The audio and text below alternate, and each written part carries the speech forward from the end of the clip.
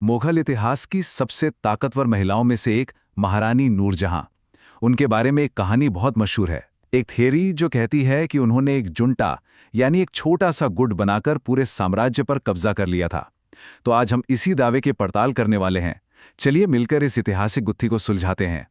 तो ये सब शुरू कहां से हुआ? एक बहुत बड़े सनसनीखेज आरोप से। सोचिए, 17वीं सदी का एक अंग्रेजी राजदूत सर थॉमस रो ये दावा कर रहा है कि पूरा मुगल साम्राज्य असल में बस मुट्ठी भर लोग चला रहे हैं, और यही वो आरोप था जिसने सदियों तक इतिहासकारों को उलझाए रखा।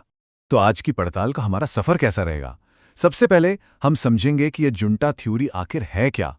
फिर हम सबूतों की तह तक जाएंगे, प्रमोशन के आंकड़ों पर नजर डालेंगे और दरबार के अंदर चल रहे गठबंधनों के जाल को समझने की कोशिश करेंगे। और आखिर में इन सब टुकड़ों को जोड़कर पूरी तस्वीर देखेंगे। तो ठीक है, शुरू करते हैं पहले कदम से। ये जुंटा थ्योरी जिसके बारे में इतनी बात होती है, आखिर है क्या भला? तो कहानी कुछ ऐसी है कि 1611 में जैसे ही जहांगीर और नूरजहां की शादी हुई, एक सुपर पावरफुल ग्रुप बन गया। कौन कौन थे इसमें? खुद महारानी नूरजहां, उनके पिता, उनके भाई आसफ खान और साथ में शहजादा खुर्रम, जो आगे चल के शाहजहां बने। और कहा यह जाता है कि करीब करीब एक दशक तक पूरे साम्राज्य की लगाम इन्हीं चार लोगों के हाथ में थी। अब ये थ्योरी कहती क्या है? ये कहती है कि इस गुट ने मानो पूरी सत्ता पर कब्जा कर लिया था। उनकी मर्जी के बिना पत्ता भी नहीं हिलता था। कोई भी बड़ा पद चाहिए तो इनकी जी हुजूरी करनी पड़ेगी। कहा जाता है कि बादशाह जहांगीर भी इनके असर में थे, और जो भी इनके खिलाफ गया उसे किनारे लगा दिया गया। लेकिन फिर 1622 आते आते तख्त की लड़ाई ने इस गुट के अंदर ही दरार डाल दी।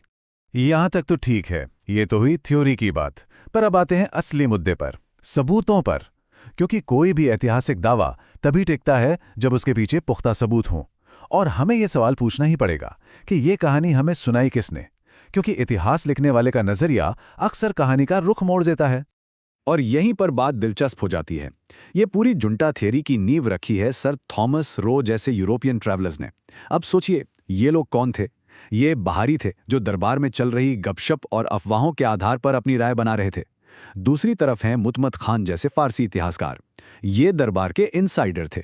इनकी पहुंच सीधे ऑफिशियल रिकॉर्ड्स तक थी। हाँ, ये बात सही है कि उनका भी अपना झुकाव हो सकता था, पर वो कम से कम दरबार की नब्ज तो समझते थे। और ये आलोचना बिल्कुल पते की बात करती है। रोइस्ट जैसे यात्रियों का एक मकसद भी था। वो अपने देश इंग्लैंड में बैठे लोगों को दिखाना चाहते थे कि देखो, पूरब का ये साम्राज्य कितना आलीशान है, पर अंदर से कितना बिखरा हुआ है, कितना पतनशील है। मतलब एक तरह से अपनी व्यवस्था को बेहतर साबित करने की कोशिश। तो अब सवाल ये है कि विश्वास किसका किया जाए? उस बाहरी आदमी का जिसकी जानकारी अधूरी है और जिसका अपना एक एजेंडा है, या फिर उस दरबारी का जो सब कुछ अपनी आंखों से देख तो रहा था, पर हो सकता है वो खुद भी उस खेल का हिस्सा हो। सच कहूं तो सच्चाई शायद इन दोनों कहानियों के बीच कहीं दबी हुई है।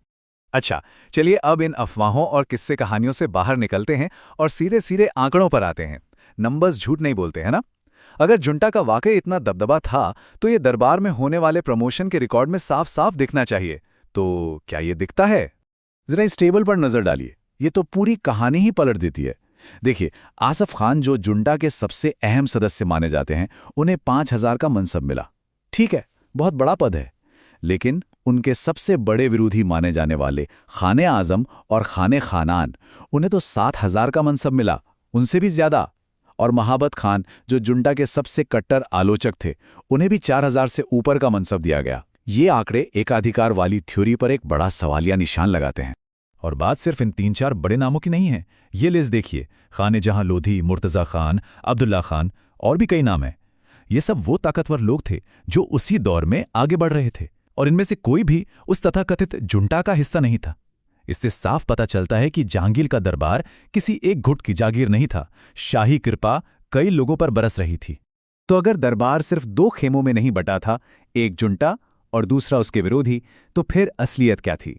चलिए अब इस और भी ज्यादा उलझी हुई हकीकत को समझते हैं। असल में मुगल दरबार कोई 2 टीमों का मैच नहीं था। ये तो एक बहुत बड़ी, बहुत उलझी हुई शतरंज की बिसात थी। यहां हर कोई अपने लिए खेल रहा था। निष्ठाएं और गठबंधन रोज बदलते थे। जो आज दोस्त था वो कल दुश्मन बन सकता था, और जो दुश्मन था वो जरूरत पड़ने पर दोस्त। और एक और जरूरी बात, दरबार में ये जो उथल-पुथल थी, ये कोई नूरजहां के आने से शुरू नहीं हुई थी। ये अमीरों का संकट तो जहांगीर के गद्दी पर बैठने के समय से ही चल रहा था। दरअसल जहांगीर ने अकबर के वफादार और पुराने अमीरों की ताकत को कम करने के लिए कई नए लोगों को तेजी से ऊंचे पद दिए थे। इसी वजह से दरबार में पहले से ही एक तरह का असंतुलन और बेचैनी का माहौल था। तो अगर झुंटा असली वजह नहीं थी, तो फिर दरबार में इतनी बेचैनी क्यों थी? अब हम आते हैं असली वजह पर, और वो थी तख्त की लड़ाई, जहांगीर के बेटों के बीच की जबरदस्त दुश्मनी। और ये एक ऐसी लड़ाई थी जिसके सामने बाकी सारी गुटबाजी छोटी पड़ जाती थी। इस टाइमलाइन को देखिए, ये सब कुछ साफ कर देती है। शहजादा खुसरो का विद्रोह कब हुआ? 1606 में, यानी जुंटा के बनने से भी सालों पहले। और फिर 1622 में शहजादा खुर्रम का विद्रोह। इसी विद्रोह ने तो उस तथाकथित जुंटा को तोड़ा।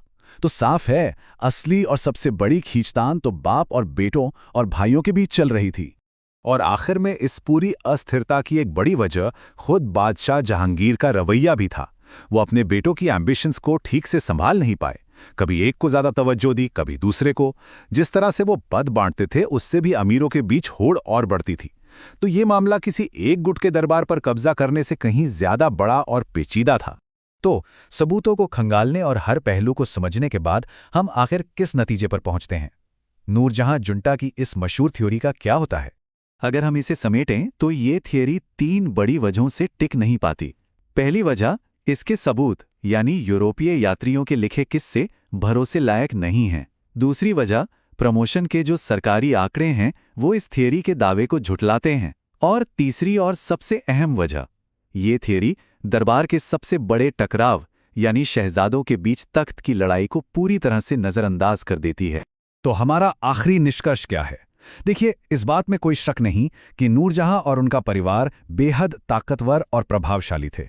लेकिन उन्हें एक ऐसा जुंटा कहना जिसने पूरे साम्राज्य पर कब्जा कर लिया था, ये इतिहास को बहुत ज्यादा सीधा सपाट बना देना है। असलियत कहीं ज्यादा पेचीदा थी। एक ऐसा खेल था जिसमें कई खिलाड़ी थे और हर किसी की अपनी चाल थी। और ये पूरी पड़ताल हमें एक बहुत बड़े सवाल के साथ छोड़ जाती है। इतिहास में हमें अक्सर ऐसी ही आसान कहानियां सुनने को मिलती हैं, है ना? एक अच्छा बादशाह, एक चालाक वजीर, एक ताकतवर गुट। लेकिन जरा सोचिए, कितनी बार ऐसी सीधी साधी कहानियों के पीछे एक कहीं ज्यादा उलझी हुई, कहीं ज्यादा इंसानी हकीकत छिपी होती है।